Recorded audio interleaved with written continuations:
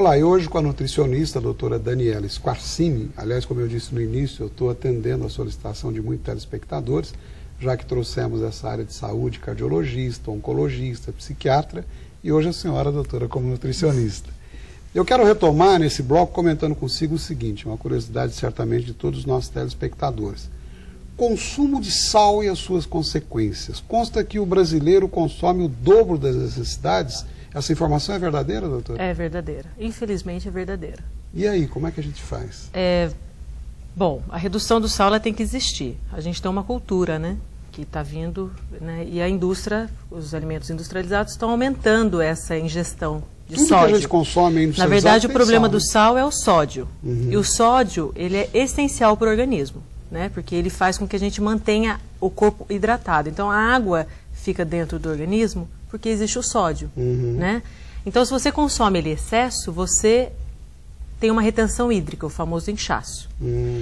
Esse aumento de água no organismo pode aumentar a pressão, resultar no problema cardiovascular.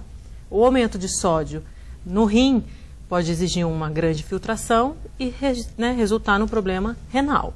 Então, a questão é que o sal é essencial, mas você tem que controlar. Então, e que dose seria essa? Porque hoje, por exemplo, a gente vê muita gente em restaurante pega o saleiro em cima da salada, em cima da... É complicado. Como é que fica a dose isso? ideal é 5 gramas. E Nossa, o brasileiro mas isso não é consome, em nada. média, 12 gramas.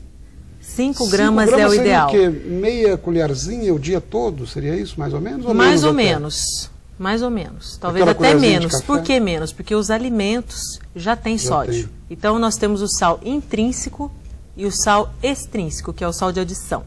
Então, 76% do sal que a gente consome vem externo. Então, quer dizer, as pessoas acrescentam. Depois você tem os alimentos embutidos, você tem os alimentos enlatados e os alimentos industrializados, que apresentam conservantes, alguns discretamente à base de sódio. Então, você tem que ter um controle e uma melhor qualidade, uma menor ingestão. Então, a tendência da Organização Mundial da Saúde, que o Brasil, acho que é o nosso futuro, é que isso se reduza. Então, que em 20 anos vai ser feito, lógico, como já está sendo campanhas de informação, para que as pessoas reduzam a quantidade de sal na alimentação, porque é um problema de saúde pública, os hipertensos é um grande problema e gera muito custo, né, para a saúde. Então, com essa redução, vai melhorar muita coisa para o indivíduo e para a saúde pública. Aproveitando a sua colocação, as nossas fadas, que a maioria das pessoas que cozinham é mulher, hoje muitos homens cozinham também, com aquelas mãos, né, fantásticas, quando elas estão fazendo o alimento, tem que pensar 2 vezes, porque mais saúde é menos sal, seria mais ou menos isso? Seria. E o sal, com o tempo, quanto mais você acaba ingerindo, menos você vai sentindo o sabor dele, então mais você acaba colocando. Doutora, e consumo de proteína, suas fontes, enfim, o que você pode aconselhar sobre isso? Proteína ela é muito importante, porque ela é estrutural, ela é responsável por formação de enzima, ela tem várias funções no organismo de contração muscular, então ela é essencial, né?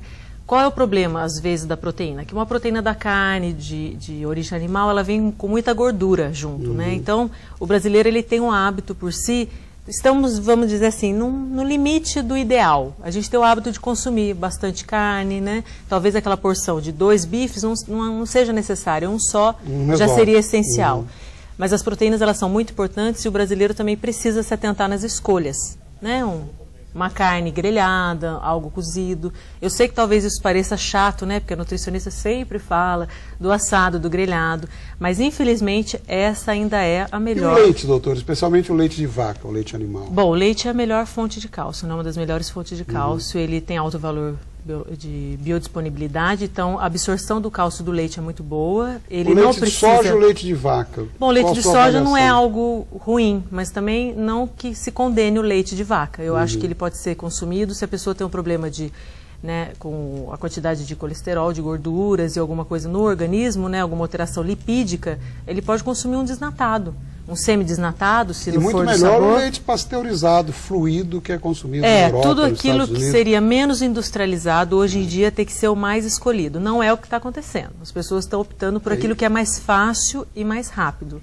Mas, infelizmente, ou felizmente, o natural é o principal. Então, leite não deixa de ser uma grande fonte de cálcio. A minha opinião pessoal, como leigo, é de que uma caixinha que dura aí 90 dias não pode ser leite, porque o leite, a tendência do leite é ser perecível. Tá a certo? gente sabe, né, a gente que está na área, existem 4.000 componentes, coisas acrescentadas nos produtos industrializados que ainda não foram estudadas, né? Então nós não sabemos as consequências. Não sabemos ainda. Então acho que é algo a se pensar em não digo exclusão, mas tem que começar a alterar hábito, a alterar comportamento. E isso começa dentro de casa.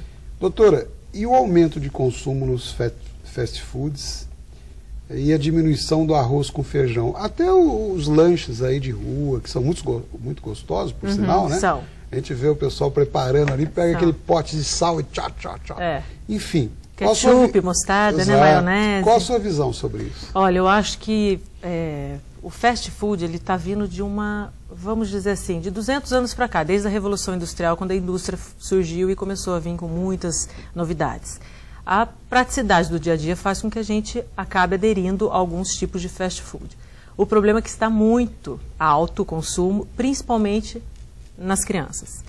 Então, esse excesso de química, esse excesso de sal, esse excesso de coisas industrializadas está prejudicando muito. O brasileiro está trocando talvez aquela lasanha pronta por um belo prato de arroz com feijão, um bife grelhado e uma batata frita, talvez. Né? Nós estamos fazendo essa troca. A gente ainda consome arroz com feijão e carne. Mas a senhora disse que o brasileiro está indo para a lasanha pronta, é isso? Ele vai para o mais prático. O consumo disso aumentou muito em 10 anos para cá, muito. O consumo está muito maior. E as fibras, as frutas, as verduras, os legumes estão sendo deixados de lado. As pessoas estão tomando mais aquele suco industrializado do que a própria fruta, né? O refrigerante. Isso é um grande equívoco. Não tem que ser tudo o mais natural possível. Então, o suco, qual é o melhor? É o suco natural. Melhor ainda se for a fruta, porque o excesso de frutose, que é o açúcar que tem normalmente até nos sucos industrializados, que é o açúcar invertido, ele traz algumas consequências para o organismo que não são boas. Tá? Então, eu acho que o que tem que tomar é cuidado com quanto de fast food está ingerindo. Lógico que no final de semana uma pizza, quem é que não gosta? Delicioso, né? Então, mas voltamos na dose, né? Isso, mas no dia a dia tem que ter uma regra, as pessoas têm que se organizar e ter horários. Voltar para os hábitos dos nossos avós sem a gordura e excesso que eles consumiam. Hoje em dia, os jovens e adolescentes consomem 3 vezes mais sanduíche, consomem 3 vezes mais refrigerante do que os idosos e 2 vezes menos frutas, verduras e legumes. A única coisa igual é o arroz, o feijão e a carne. O restante está tudo sendo alterado. Muito bem, nós vamos voltar para as nossas origens. Eu vou pedir um minutinho mais de licença, a gente vai para um breve intervalo e já volta. Continue conosco.